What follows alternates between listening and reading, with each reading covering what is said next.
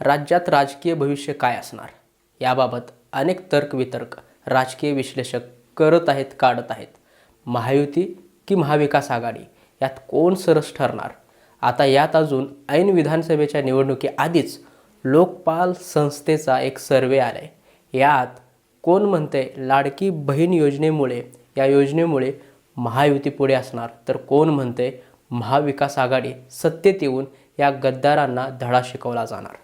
या पोलच्या अंदाजानुसार महायुतीला 115 ते 128 जागा मिळतील, तर महाविकास आघाडीला 151 ते 105 एवढी जागा मिळून महाविकास आघाडी सत्तेत येईल असा अंदाज वर्तवला जात आहे.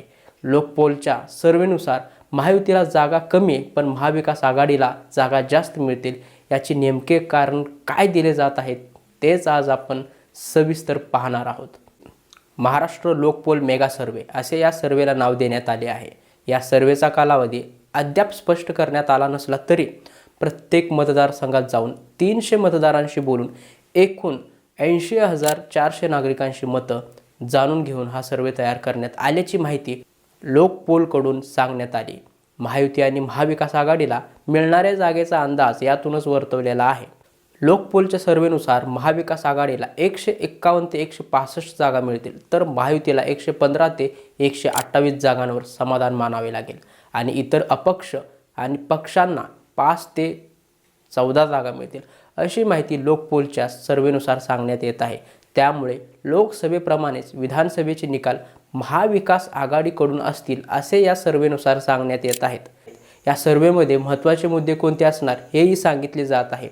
महाराष्ट्र विरुद्ध गुजरात असं सेट केलेल्या उभारलेले नेरेटिव्ह, तसेच सोयाबीन उत्पादन, शेतकऱ्यांमध्ये असलेले असंतोष व मराठा आरक्षणाचा फायदा महाविकास आघाडीला मिळणार असल्याचे सर्वेमध्ये सांगण्यात आले. महायुती सरकारने लोकसभेच्या पराभवानंतर मतदारांना आकर्षित करण्यासाठी वेगवेगळ्या कल्पना व योजना आणल्या होत्या. त्यात लाडकी बहीण योजना ही गेम चेंजर ठरेल असं सांगण्यातही आलं होतं. तर महायुती बहुमताच्या आकड्यानुसार 70 ते 30 जागापासून मागे राहण्याची शक्यता वर्तवण्यात आली आहे. त्यामुळे महाराष्ट्रात लाडक्या बहिणीसारखी योजना तितकेसे प्रभावी ठरताना मतदारांमध्ये दिसणार नाही. या लोकपोलच्या आकडेवारीनुसार महायुतीला आता डोकेदुखी झाली. लोकपोलकडून देण्यात येणारी कारणे भाजपच्या मतांचे ध्रुवीकरणासाठी झालेल्या प्रयत्नामुळे महायुतीला त्याचा फटका मतदारांमध्ये दिसून येण्याचा अंदाज लोकपोलकडून दर्शवण्यात येत आहे. महागाई, बेरोजगारी, महिला सुरक्षा आणि शेतकऱ्यांचे प्रश्न या दैनंदिन जीवनातील लोकांचे प्रश्न राहिल्याने महायुतीला ध्रुवीकरणाच्या राजकारणाचा फायदा होणार नाही असा अहवाल सर्वे सांगतो. तसेच राज्यात फडणवीसांबद्दल निर्माण झालेल्या वातावरणामुळेही महायुतीला त्याचा फटका बसू शकतो असं मतदारांकडून बोलण्यात येत आहे. पण इकडे तेथेच एकनाथ शिंदे हे महायुतीचे लोकप्रिय नेते असतील असा मतदारांमधून सूर निघाल्याचे हे सर्वे सांगत आहेत. लोकपोलच्या सर्वेनुसार आता कंपन्या हे गुजरातला गेल्याने महाराष्ट्रातील बेरोजगारी वाढली आहे. म्हणून महाराष्ट्र विरुद्ध गुजरात हा मुद्दा असल्याने देखील मतदारांवर प्रभाव टाकणार आहे आणि याचा थेट फटका महायुतीला बसू शकतो. जातीय समीकरणाबाबत या सर्वेनुसार लोकसभेच्या तुलनेत ओबीसी प्रवर्ग मोठ्या प्रमाणात विधानसभा निवडणुकीत महायुतीकडे शिफ्ट होत असला तरीही आता ओबीसी समाज विभागला गेलाय. त्यामुळे ओबीसीचं पूर्णपणे ध्रुवीकरण महायुतीकडे झालं नसल्याचा अंदाज या सर्वेचा आहे. या सर्वेनुसार मराठा मतं यावेळेस महाविकास आघाडीकडून उभं राहतील, तर ओबीसी मतांचं महाविकास आघाडी आणि महायुतीत विभाजन होईल असं सांगण्यात येत आहे. त्यामागे ओबीसी शेतकऱ्यांचे असलेले असंतोष हे ओबीसी मतांचे विभाजन होण्यामागचं मुख्य कारण असल्याचं सांगण्यात येत आहे. तसेच सोयाबीन आणि कापसाचा हमीभाव हा शेतकऱ्यांचा महत्त्वाचा मुद्दा असणार आहे. यावेळी शेतकरी वर्ग मोठ्या प्रमाणात नाराज असल्याचं दिसून येत आहे. लोकपोलच्या मते काँग्रेस पक्ष मोठ्या प्रमाणात महाराष्ट्रात उदयास येणार असल्याचे सांगण्यात येत आहे, तर याविरुद्ध भाजप अजूनही जमिनीवर संघर्ष करत आहे.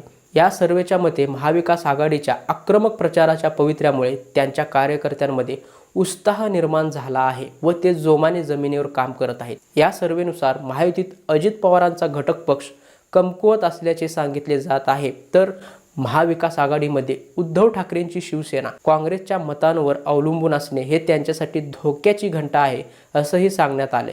तर तिकडे वंचित बहुजन आघाडी व MIM पक्ष हे निवडणुकीवर फारसा प्रभाव टाकताना आपल्याला दिसणार नाहीत, पण त्यातील बंडखोर उमेदवार आव्हान निर्माण करताना दिसतील असा अंदाज लोकपोलच्या सर्वेनुसार सांगण्यात येत आहे.